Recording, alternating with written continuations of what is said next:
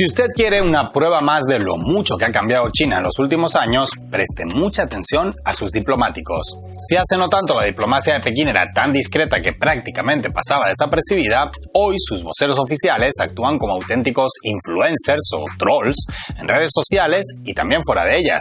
Afirmaciones tajantes, respuestas contundentes a la prensa, indirectas, sarcasmo, memes y un lenguaje directo y atrevido son las señas de una nueva generación diplomática que algunos han apodado como los lobos guerreros. Y en este video les contamos quiénes son, cómo surgieron y por qué son claves en el cada vez más decisivo rol geopolítico del gigante asiático. Ahí les va.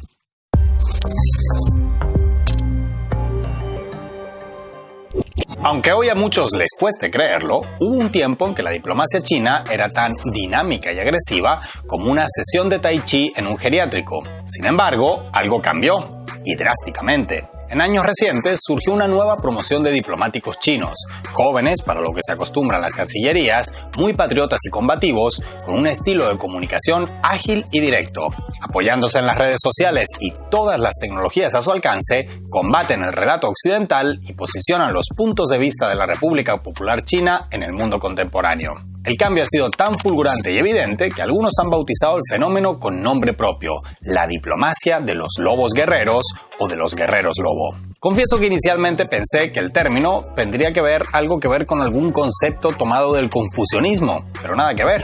El equipo de investigación de Ahí les va, es decir, David, encontró que el origen del término parece estar ligado a algo bastante menos filosófico y más, digamos, taquillero. Porque el término surge de una exitosa franquicia china de películas de acción que lleva por título Wolf Warrior, es decir, Lobo Guerrero en castellano. Y para ponerlos en contexto, nos permitiremos hacer algo de spoiler por su indudable valor de análisis geopolítico. En la segunda entrega de la saga de Wolf Warrior, la acción se desarrolla en un país africano en el que la población local y una minoría inmigrante china es maltratada por colonos occidentales. Sí, lo ratifico, es una película, no un documental. Y les voy a pedir que presten mucha, pero mucha atención al diálogo que, entre golpes y cuchilladas, sostienen el héroe, por supuesto chino, con el malvado, por descontado estadounidense, que para algo es una película china. Insisto, mucha atención al diálogo les pido que presten, por favor. Con su permiso, ya que estamos en una onda cinematográfica,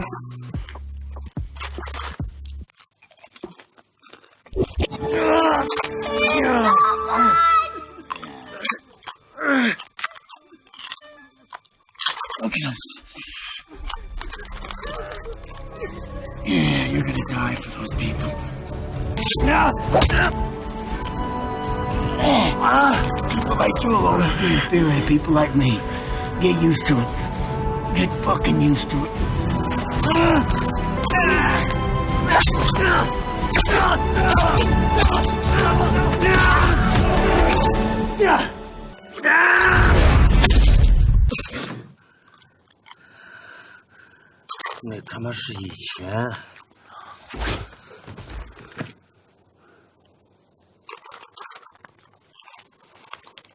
¿Escucharon bien? Eso era antes. ¿Y qué es eso que era antes y ya no es? Dejando de lado el discutible aporte al séptimo arte de la película en general y de la escena que acabamos de ver en particular, si analizamos su significado en términos estrictamente geopolíticos, les garantizo un viaje fascinante a la historia diplomática china en particular y la historia china en general. En la nación asiática se conoce como siglo de la humillación al período comprendido entre la Primera Guerra del Opio y la proclamación de la República Popular. En aquellos años, el país sufrió numerosas incursiones armadas por parte de potencias extranjeras, por las que Pekín tuvo que ceder territorios u otorgar privilegios comerciales y aduaneros tan desventajosos que en China se conocen como los tratados desiguales. Aquellos 100 años donde británicos o japoneses, entre otros, se paseaban por China o se la repartían como si fuera su hacienda o su prostíbulo particular, dejaron una profunda huella en el sentimiento nacional chino, huella que explica muchas cosas de la actualidad, entre ellas la frase «eso era antes». Tras la fundación de la República Popular China en 1949, Pekín imprimió un carácter militar a sus funcionarios diplomáticos, a los que de hecho el entonces canciller Zhou Enlai calificaba de soldados con traje de civil. Así, la doctrina diplomática que regiría desde 1954 se resumió en 4 conceptos de inequívoco sabor castrense: inquebrantable lealtad, dominio de las políticas, competencia profesional y observancia de la disciplina. Sin embargo, tras la entrada de China en la ONU, la relativa normalización de relaciones con Estados Unidos y la muerte de Mao, bajo Deng Xiaoping, la estrategia diplomática pasó a encomendarse a una doctrina conocida como actuar en las sombras, guiada por nuevos preceptos muy distintos a los anteriores. La estrategia resultó tan sutil e indirecta, en palabras de Henry Kissinger, que en Washington pasó completamente desapercibida. Respecto a esto, es importante reseñar una diferencia cultural trascendental. Los tiempos chinos y los occidentales son muy distintos. Mientras de los montes Urales para acá andamos angustiados tomando medidas de cara al 2023, 2024, 2025, cuando nos ponemos muy previsores, en Pekín actúan pensando y planificando para dentro de 5 décadas o más. En esa línea filosófica, Deng Xiaoping resumió la estrategia china, y no solo en el aspecto diplomático, como, retengan esta frase, esconder la fuerza y aguardar el momento. Consciente de que seguramente él no llegaría a ver ese momento, y eso que vivió más de 90 años. Tras los sangrientos sucesos de Tiananmen y el derrumbe del campo socialista en Europa, China emprendió una estrategia interna para intentar recuperar la cohesión social en el país, que amenazaba con resquebrajarse.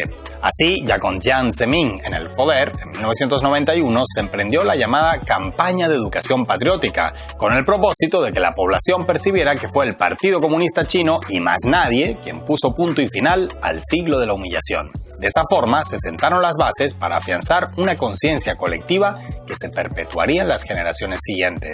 Coincidencia o no, por aquellos años, los rostros más conocidos hoy entre los lobos guerreros de la diplomacia china eran estudiantes universitarios o apenas adolescentes. La transformación definitiva de aquellos lobesnos en lobos adultos, según varios analistas, se dio con la llegada al poder en Estados Unidos de Donald Trump.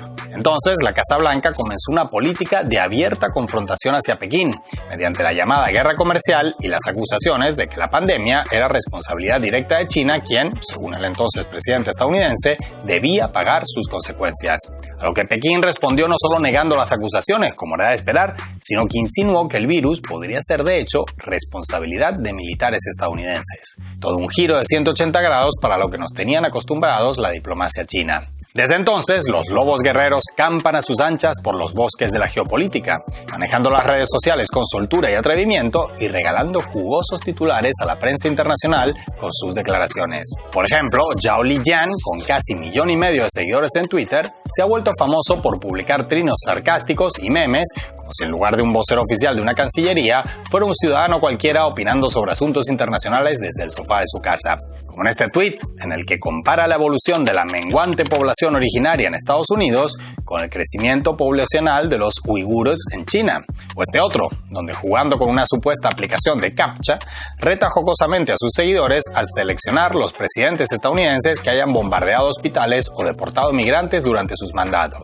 Un estilo agresivo y desenfadado que además también impregna los medios de comunicación oficiales y las redes sociales de otros funcionarios diplomáticos como embajadores. Señal inequívoca de que no se trata de las caprichosas maneras atrevidas de algún alto vocero gubernamental, sino de algo mucho más profundo y estratégico. Y aunque a los propios funcionarios chinos no les agrada el término, la irrupción en escena de los lobos guerreros, como la escena final de la película que les mostramos, es un claro mensaje de que para Pekín las cosas ya no son como eran antes y no piensan permitir que vuelvan a serlo. Y no solo eso, porque además esta nueva corte de diplomáticos puede ser o bien el reflejo de una nueva estrategia para lograr determinados objetivos o, mucha atención a esto, un indicio de que Pekín cree haber alcanzado ya los objetivos que perseguía y pasa a una nueva etapa. O como decía Deng Xiaoping hace casi medio siglo, esconder la fuerza y esperar el momento. Y quién sabe, quizás los lobos guerreros sean solo una señal más de que China siente que ese momento ya ha llegado.